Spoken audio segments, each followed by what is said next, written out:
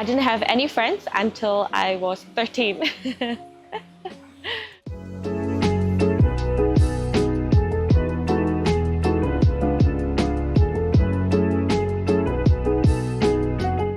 Chindee, why I have no friends?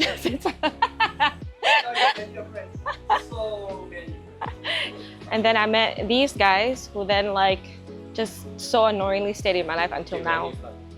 School used to be a blur. I don't know what's going on. I am not the best student in terms of grades, but I always do well when it comes to important exams. Then I got lucky or something like that, then I would do well. I was not attentive.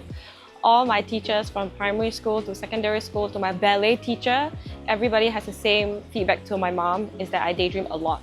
I mastered the skill of even being able to follow my teachers with my eyes, but then I'm actually thinking about something else. And I was very lucky that at the time my table mate, he would whisper the answer to me because he knows I'm not paying attention. So when the teacher asked me, just oh, what is the answer for this? And I'm like, oh, and then he will whisper 68, 68. And then my teacher would be like, oh, very good. Zoe is paying attention, actually. I'm not. Technically was supposed to help me with math because my math was not good. But in the end, he helped me in other ways, like lying to my teacher. Thank you very much, Zhicheng. I remember his name. I have a picture of, I don't know if I can find it, but there was a picture of me with my dance team and I was in the middle. In the photo, everyone was shunning me from the corner, from the sides. I don't know why. Yeah, besides that, I just didn't really have a lot of friends, I guess.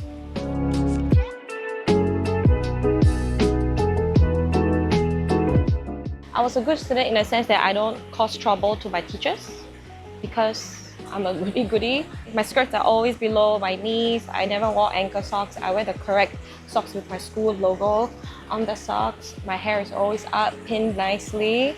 Sometimes I do forget to do my homework or I forget my textbook, but I never had detention or anything. Yeah, I just don't want to get in, I'm scared to get in trouble, so I never got in trouble in school. I was a good girl, I just daydream a lot and sometimes forget my school homework and my school textbook because that's just who I am as a person.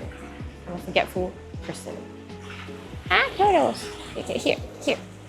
Oh, little fishies.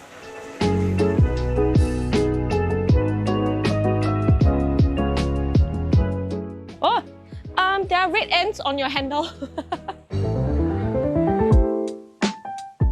I have a form of synaesthesia called aura synaesthesia. That means I see colors and shapes with people, and what I've noticed is that people with colors that move in opposing direction, like this way or this way, tend to mean that they have some sort of internal conflict, and based on, unfortunately, not so great past experiences, I'm now very wary of people with opposing colors like this. So if I meet a new guy or something and they have opposing colors moving in different direction, I tend to worry. But I'll also ask questions, kind of check if the color directions that I see are correct. And if I'm right, I will tend to avoid dating this person.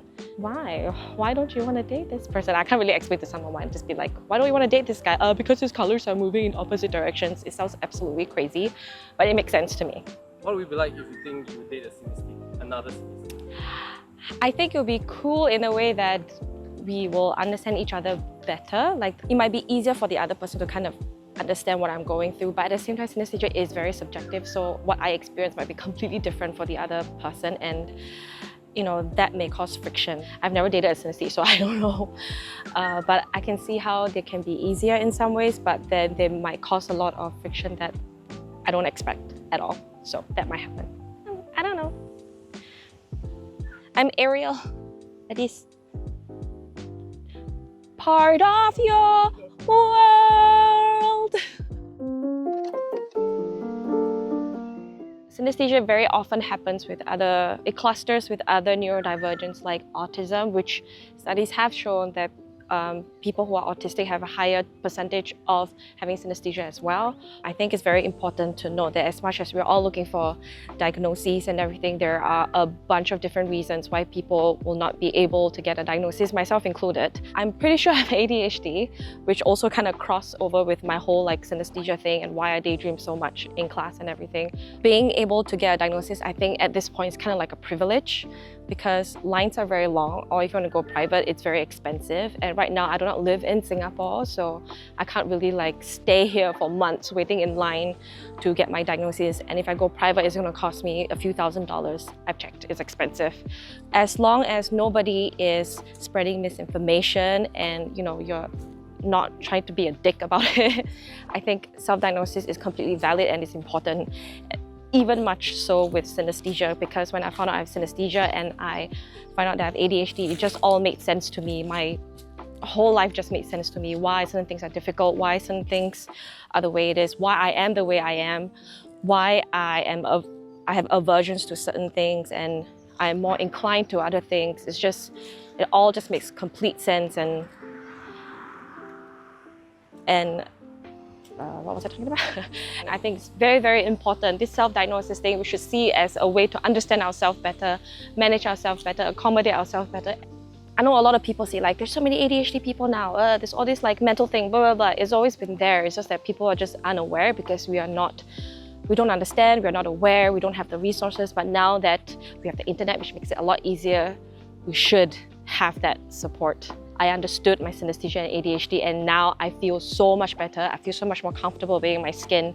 I feel comfortable doing this, talking to a camera while walking, which I could never before. So yeah, let's support self-diagnosis as long as you're not being a dick. But still, always, exercise caution. It's very important to really do your research when it comes to self-diagnosis.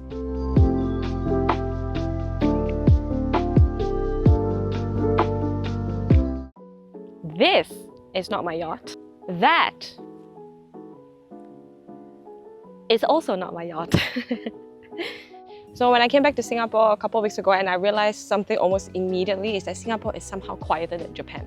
I know Japan is supposed to be the quietest society, but the environmental sounds are more noisy. I just feel like Singapore is a lot quieter. I don't feel as agitated by the sounds as compared to when I'm in Japan. Like if I step out in Japan, immediately I feel like I need to quickly cover my ears. But here, when I arrived at Changi Airport and I walked to my parents' car and everything without my earplugs, I was fine. Basically, Singapore is a lot quieter. Even like these cars passing by right now, they sound a lot quieter. I'm guessing it's newer machinery, because in Singapore there's a law when you buy a car, you can only have it for 10 years, and after that you have to like scrap the car and buy a new one.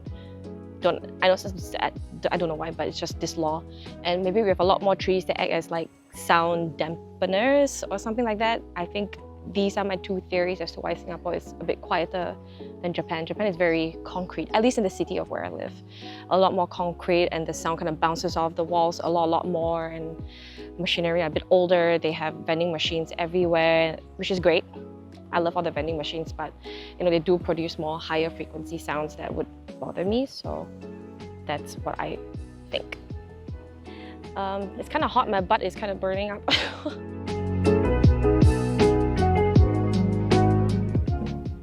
Yeah. Do what? Should I bat my eyelids?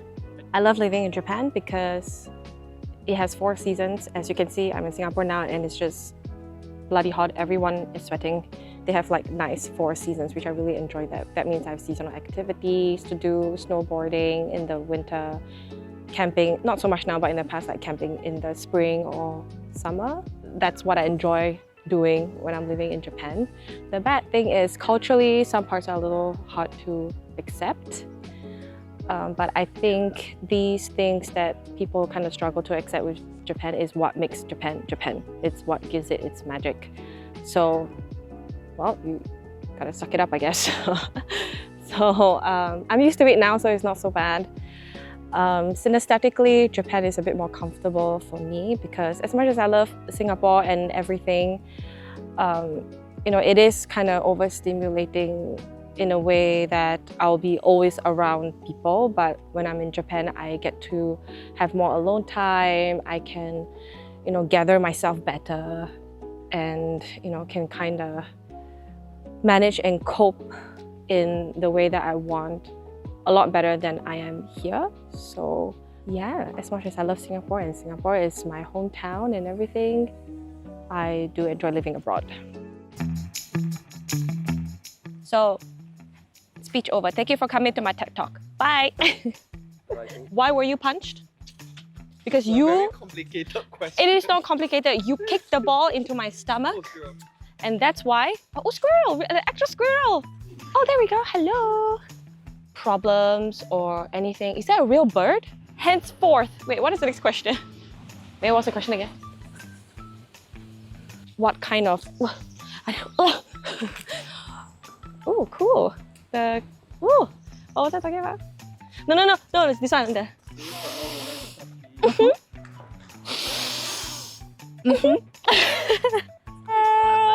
Release the other hand.